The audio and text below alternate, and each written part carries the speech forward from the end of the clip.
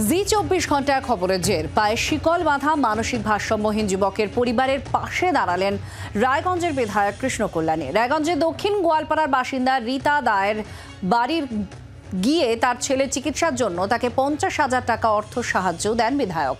তার লক্ষ্মীর ভান্ডার করে দেওয়ার জন্য নির্দেশ দেন বড়ুয়া গ্রাম পঞ্চায়েতের প্রধানকে। প্রশাসনের সহযোগিতা পেয়ে অনেকটাই স্বস্তি বোধ করছেন রীতা।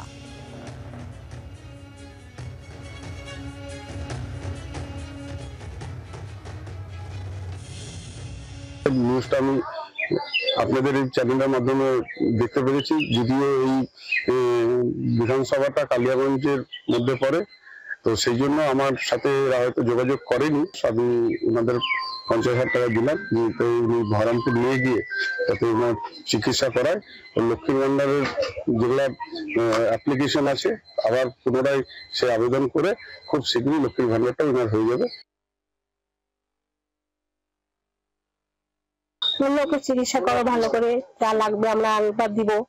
50,000 দিয়েছে, আর একটু কিছু দিলে ভালো হয়, আর একটু কিছু করে দিলে আরো ভালো হয়, উপকার হয়। হয়ে তো যাবো, হয়ে গেছে তো সবকিছু, আর অল্পটা।